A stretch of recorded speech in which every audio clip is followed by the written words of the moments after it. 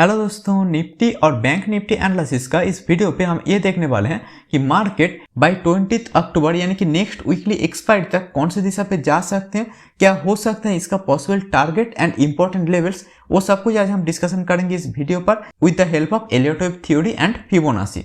लेकिन उससे पहले ये निफ्टी पे कल जो ये वीडियो मैंने बनाया था उधर हमारा क्या एनालिसिस था कि ये जो है ये मोस्ट प्रोबेबली आपका एक वेव 1 यानी कि एक लीडिंग डायगोनल बना है, ये है वेव 2 और इस वेव 2 ने जब ये वाला लो को नहीं तोड़ा तो ये मोस्ट प्रोबेबली हो सकते हैं कि एक लीडिंग डायगोनल बन रहा है और ये लीडिंग डायगोनल जब भी बनते हैं उसका थर्ड वेव जो मैंने कल इस जो लाइन खींच के आप लोगों को दिखाया था वीडियो पे कि इधर से मार्केट बहुत ही शार्पली अपसाइड पे चला जाएगा।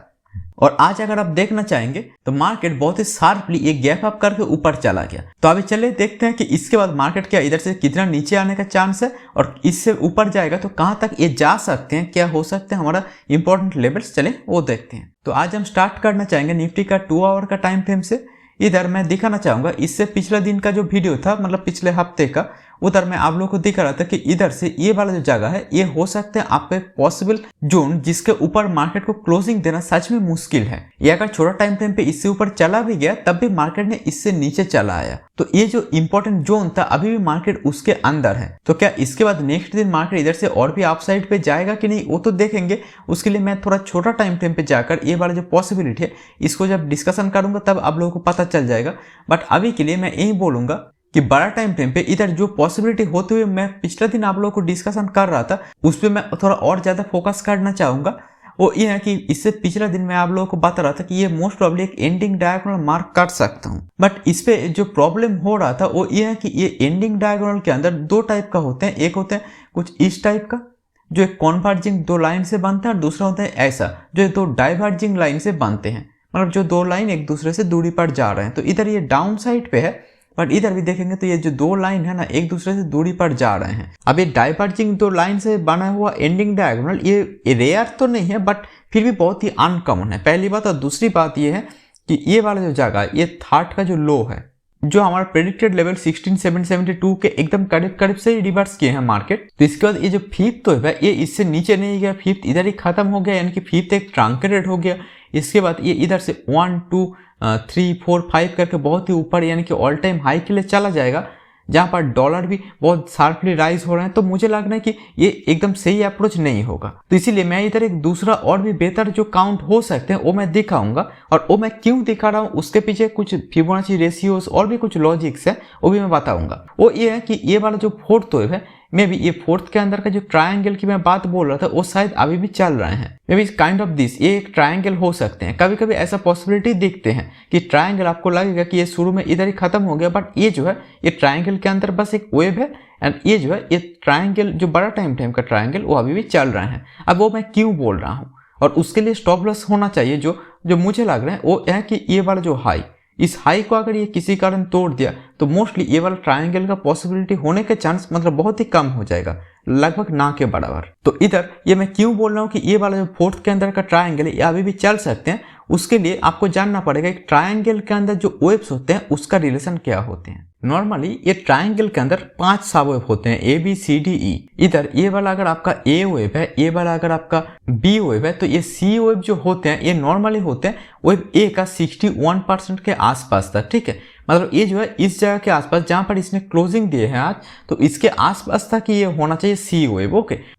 तो इसीलिए मुझे जो लग रहा है कि ये हो सकते हैं A है, B है, ये C हो गए, देन ये DE के लिए मार्केट में भी थोड़ा जाएगा एंड देन इधर ये फोर्थ वेव बनाएगा एंड देन इधर से मार्केट थोड़ा ये फिफ्थ वेव के लिए आ सकते हैं। ये एक पॉसिबिलिटी हो सकते हैं बट ये तब तक वैलिड है जब तक ये इस वाला हाई को ना तोड़ रहे हैं। अगर ये इसके थोड़ा ऊपर चला गया तो मोस्टली ये ट्रायंगल तब भी हो सकते हैं, ऐसा जरूर नहीं कि थोड़ा सा अप गया तो हो ही नहीं सकता, ऐसा नहीं है। और फिर भी इसका होने का चांस बहुत ही कम हो जाएगा क्योंकि ए और सी का जो रिलेशन है अभी उस हिसाब से ये लगभग परफेक्ट जगह पर ही ऑलमोस्ट है। तो इस हिसाब से मैं एक्सपेक्ट कर सकता हूँ ये जो है एक ट्रायंगल हो सकते हैं। और अगर किसी कारण इससे थोड़ा ऊपर चला गया, मतलब ये वाला जो हाई है इसको तोड़ के बहुत ही ऊपर चला गया, तो ओबियसली तब ये वाला जो 1 है इसका टेरिटरी पे ये 4 आ जाएगा और नॉर्मली तब ये जाकर खुद ही एक इनवैलिड पैटर्न हो जाएगा और तब इसको ही सपोज के आपको थोड़ा फिफ्थ मान कर चलना पड़ेगा। तो इसीलिए मैं ये वाला जो पॉसिबिलिटी है इसके ऊपर थोड़ा काउंट करना चाह रहा हूँ और देखना चाह रहा हूँ कि आने वाले समय पे मार्केट जो हमारा पिछले वाला जो प्रेडिक्शन था चाहे वो पिछले हफ्ते का हो जो बहुत ही अच्छा गया था कि ये वाला जो जगह है और ये वाला जो लो है, इस लो के भीतर पे ही मार्केट रहेगा, तो मार्केट लगभग उसके आसपास ही रह गए हैं, स्पेशली एक्सपायरी डे पे। तो इसीलिए मैं ये वाला जो जगह है इसके ऊपर ही अभी भी थोड़ा भरोसा करना चाह रहा हूँ।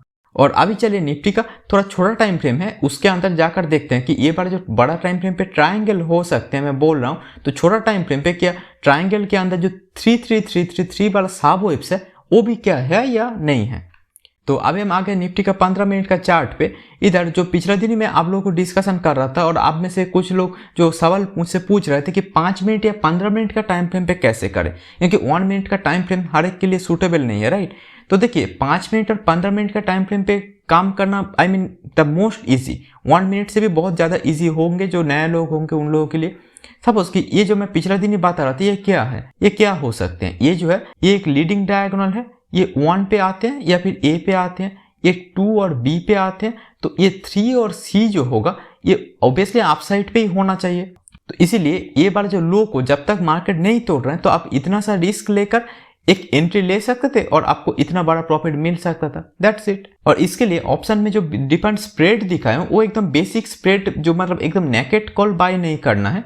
सपोज कि आपने ये 17,300 तक या 350 तक जाएगा तो आपने 17,300 को बाय किए हैं, ये प्लस साइन का मतलब है बाय, ओके। और इसके खिलाफ आपने सपोज कि 17,500 जो है इसको एक लॉट ही, मतलब ये अगर एक लॉट किए हैं तो ये सेम साइज का एक लॉट ही आपने सेल कर दिया, ये माइनस का मतलब सेल है, तो दैट्स इट। तो इसका जो प्रीमियम होगा सपोज कि ये था 30 और ये जो है ये सपोज की था 16 पे, तो ये जो है ये हो जाएगा आपका मतलब आप साइड पे जाएगा। तो इसने इसको आपने बाय किया सी को, तो ये जो देगा आपको मेन प्रॉफिट। और ये जो उसका उल्टी तरफ मतलब मैंने एक लॉट सेल किया हूं, तो ये सेल वाला जो है इसको हेज बोलते हैं। अगर किसी कारण मार्केट बहुत ही उल्टा पुल्टा कुछ हो गया तो ये जो है ये मुझे थोड़ा प्रॉफिट दे सकते हैं। और जिनको और भी बड़ा बड़ा स्ट्रेटेजी आते हैं तो ओबियसली वो उसका इस्तेमाल कर सकते हैं। लेकिन अगर आपको वो ना भी आया कोई इशू नहीं, ये 1 है, ये 2 है, ये जो है ये थर्ड के लिए जाएगा। तो इतना सा आप रिस्क लेकर ये वाला पॉसिबिलिटी को अपनाना चाहिए था। और इसका जो टारगेट होना चाहिए, आई थिंक आपको अलग से बताने का जरूरत नहीं है कि 1 2 के बाद 3 का जो टारगेट होते हैं 161 तक होते हैं,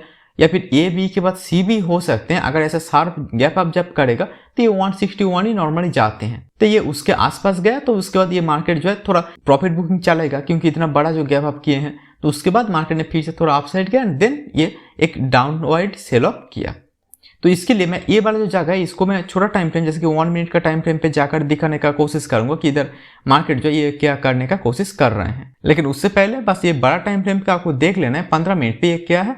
ये अगर आपका ए है, बी है तो ये सी है, ये 1 2 के बाद ये 3 है, दैट्स इट। तो अभी चलिए निफ्टी का 1 मिनट का टाइम फ्रेम पे चलते हैं और देखते हैं कि इसको हम कैसे ट्रेड कर सकते थे लाइव मार्केट। तो अभी हम आ गए निफ्टी का 1 मिनट का टाइम फ्रेम पे। इधर मार्केट ने चालू कर दिया और ये जब 161% का लेवल से जब गिर रहे हैं, जो हमारा पिछले दिन का प्रेडिक्शन भी था कि ए है या 1 है तो ये 2 है, या बी के लिए मार्केट नीचे है मतलब इस पर्टिकुलर जगह पे, एंड 3 और सी के लिए मार्केट तो शार्पली जाएगा, ये नॉर्मल सी बात है। और मैं कुछ एग्जाम्पल्स भी दिखाऊंगा जो पिछले वाला हो गए तो उसका भी, तब आपको जाकर और अच्छे से समझ में आएगा। तो ये जो जगह इसके बाद ये क्या कर रहे हैं, ये जो जगह इसको जब मैं लाइव देख रहा था तो इधर आई थिंक एकदम क्लियर 5 वेव दिख रहा था। ये वाला जो जगह ये तो 161 का लेवल है बड़ा टाइम फ्रेम पे, उसके बाद से मार्केट गिर रहे हैं। तो इसको अगर आप देखना चाहेंगे तो आप प्राइस वाइज भी ऐसा देख सकते हैं। सपोज कि ये जो है आपका ये W है तो ये जो है X है तो ये Y होगा, या फिर ये जो है ये आपका A है, ये B है तो ये C के लिए मार्केट नीचे आएगा। तो जो भी जैसे भी आप देखना चाहे तो ये आपके ऊपर है कि इसके अंदर साब वेव क्या मार्किंग कर रहे हैं। तो ये WXY और ABCO इसका रिलेशन 100% ही होते हैं। तो उधर से आने के बाद मार्केट ऊपर चले जा रहे हैं, ओके। तो इसको अगर आप चाहें तो ट्रेड कर सकते थे, बट जब मार्केट इतना बड़ा शार्प राइज दिया उसके बाद नॉर्मली आप लोगों का भी हिम्मत नहीं हो रहा होगा। तो अब गो बाय द ट्रेंड जिस तरफ है बड़ा टाइम फ्रेम पे उस तरफ ही चलिए। अब बड़ा मतलब 1 मिनट पे ट्रेड करेंगे तो 5 मिनट 15 मिनट ही आपके लिए बड़ा होते हैं। तो ये जो जगह है इधर आई थिंक आप लोगों को दिख रहा होगा, ये क्या है, ये 1 है 2 है, देन ये जो जगह है इधर तक क्या है, ये थर्ड है। अब थर्ड के अंदर कितने साब वेव रहते हैं, 5। तो क्या इधर 5 एकदम क्लियर है, 1 2 3 4 5, okay. This is I mean very much clear. तो ये अगर आपका 1 2 है तो ये अगर आपका थर्ड है तो ये जो है मे बी आपका फोर्थ है, एंड देन ये फिफ्थ होगा। अब फिफ्थ के अंदर भी 5 ही साब वेव रहते हैं, 1 2 3 4 5। तो ये तो एकदम मतलब I mean it was very very clear. जो मुझे अलग से दिखाने का भी जरूरत नहीं। जिनको फिबोनाची नहीं आ रहा है वो भी नॉर्मली ऐसा काउंट कर सकते हैं। ओके, तो ये 1 2 3 4 5 हो गया था, और जब ये बड़ा टाइम फ्रेम के 161% का लेवल से ये रिट्रेस कर रहे हैं, मतलब अगर हम निफ्टी के 15 मिनट का टाइम फ्रेम पे देखें तो इधर ये 161 के आसपास ये कितना सा रिट्रेस किए हैं। सपोज कि ये अगर 1 है, ये 2 है, तो ये अगर थर्ड वेव है तो इसके बाद ये फोर्थ वेव भी इतना छोटा सा रिट्रेस नहीं करता, राइट। ये सेकेंड वेव अगर शार्प हुए हैं तो ये अगर थर्ड है तो फोर्थ इधर ही हो जाना नहीं चाहिए, राइट। तो फोर्थ वेव जो होगा में भी जो करने का कोशिश करना चाहिए वो एक टाइम वाइज करेक्शन लेना चाहिए, एक साइड वाइज कोई फ्लैट कोई ट्रायंगल ऐसा कुछ बनाने का कोशिश करना चाहिए। तो ये इधर ये करेगा एंड देन ये 5 के लिए मार्केट शार्पली अपसाइड पे जाएगा। और दूसरा एक पॉसिबिलिटी इधर हो सकते हैं कि ये अगर आपका लीडिंग डायगोनल ये अगर 1 के साथ साथ ए पे भी हो सकते हैं। अगर आपको लग रहा है कि ए है तो ये बी है, तो ये जो है ये सी के लिए बहुत ही शार्पली अपसाइड पे जा सकते हैं। और ये सी जहां पर होगा उसके बाद ये फटक इधर से बहुत नीचे आने का प्रयास करेगा।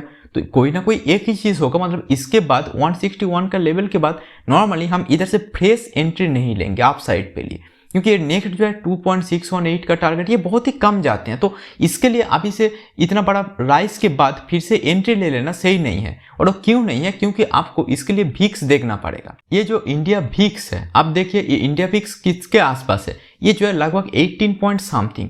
अब इंडिया भिक्स 18 पे है और इंडिया भिक्स अगर 30 पे होता तो दोनों में बहुत अंतर है। अगर ये इंडिया भिक्स 30 पे होता, 25 या उससे ऊपर भी होता तो मार्केट पे आपको बड़ा बड़ा गैप दिखेगा एंड मार्केट का मूवमेंट बहुत ही फास्ट होगा। मतलब एक ही दिन पे सब उसके मार्केट 400 पॉइंट का मूवमेंट दे रहे हैं ये निफ्टी। लेकिन अगर ये सेम चीज जब 18 पे होगा या 20 पे होगा तो ये सेम निफ्टी सब उसके आपको पर डे 200 पॉइंट का ही मूव देगा। और अगर 30 या उसके ऊपर भिक्स है तो आपको 2 से 3% मतलब 300-400 पॉइंट आपको गैप डाउन भी दिख सकते हैं या गैप अप भी दिख सकते हैं, और वो भी लगातार। आजकल जैसे गैप अप हो रहे हैं, लेकिन ये तो पर डे ऐसा नहीं कि पर डे 500-600 पॉइंट का या 300-400 पॉइंट का गैप अप हो रहा है या गैप डाउन हो रहा है, उतना तो ज्यादा नहीं हो रहा है, तब ये बहुत ज्यादा होगा। तो ये भिक्स को अगर आपको पता है तो आपको पता होना चाहिए कि मार्केट इतना बड़ा जब गैप अप दिए ये थोड़ा अनयूजुअल है इस भिक्स के कारण। तो इसीलिए इसके बाद मार्केट जो होगा ये आइदर रिट्रेस करेगा या फिर एक ही जगह पे ऐसा ऐसा कुछ करेगा। तो ये फोर्थ हो सकता है, देन फिफ्थ के लिए जाएगा, शायद नेक्स्ट दिन जाएगा, ऐसा ही कुछ हो सकता है। तो इसके बाद फिर से एंट्री लेना, अगर मुझे भिक्स क्या है जो जिस पे मैं बहुत बड़ा एक वीडियो बना भी चुका हूं, अगर आप लोग चाहें तो वो देख लीजिए। तो भिक्स अगर आपको समझ में आ गया एक बार तो उसके बाद कोई भी इधर एक फ्रेश एंट्री इवन ये वाला जो मूवमेंट है इसके लिए भी नहीं लेंगे। तो 1 मिनट का टाइम फ्रेम पे करने के लिए मैं इतना कुछ सोच के काम करता हूं। तो चलिए फिर से 1 मिनट पे चलते हैं। तो इसके बाद ये क्या करेगा, इधर से मार्केट जो था ये इधर से थोड़ा फॉल करने का कोशिश कर रहे हैं। और इधर से आप अगर थोड़ा देखना चाहेंगे तो जो लोग क्लासिकल चार्ट पैटर्न पे काम करते हैं तो ये जो है ये मोस्ट प्रोबेबली आपको एक हेड एंड शोल्डर वाला पैटर्न जैसा कुछ दिख रहा होगा, राइट। कुछ इस टाइप का एक पैटर्न दिख रहा होगा। देन इधर से आप इस जगह से एंट्री करेंगे और इधर से लो वाला एक टारगेट लेंगे, मतलब इधर से इधर का जो भी मेजरमेंट होगा उसको इधर से जोड़ के आप एक टारगेट निकालने का कोशिश करते हैं जो क्लासिकल चार्ट पैटर्न के काम करते हैं। तो उस हिसाब से भी आप देखना चाहिए तो अलग बात है। तो इसके बाद मार्केट ने जो है ये शार्पली फॉल किया एंड ये 1 2 3 4 5 जो मैंने दिखा है उसके बाद ये मैं रिवर्स एंट्री लेना चाहूंगा। और सबसे अच्छा होता पुट बाइंग से भी अच्छा इधर से कॉल सेल करना इंट्राडे के लिए। मैं बोल रहा हूँ सिर्फ इंट्राडे के लिए कि कॉल सेल करना जो है ये इधर से सबसे अच्छा स्ट्रेटजी हो सकता था। एंड देन मार्केट इधर से में भी ये जो है ये ए बी सी या ऐसे ही कुछ कर रहे हैं तो ये काट सकते हैं, कोई इशू नहीं। तो ऐसे करके आज एक्चुअली आपको ट्रेड करना चाहिए था ओवर लॉजिकली कि इतना बड़ा गैप अप के बाद मार्केट बहुत ही ऊपर जाएगा, ये सोचकर ये वाला ट्रेड ना लेकर इसका उल्टी तरफ पोजीशन लेना मुझे लग रहा है कि ये थोड़ा बेहतर होता। तो उम्मीद कर रहा हूँ कि आप लोगों को मैं समझा पा रहा हूँ। तो आप लोगों को ये वीडियो कैसा लगा, क्या कुछ समझ में आया कि नहीं आया, ये आप लोग कमेंट करके बताइए। और इस संडे को आप लोग किस टॉपिक पे वीडियो चाहते हैं वो भी आप लोग कमेंट करके बताइए, मैं उस पर ही वीडियो बना देने का कोशिश करूंगा। तो अभी के लिए इतना ही। Thank you and good bye.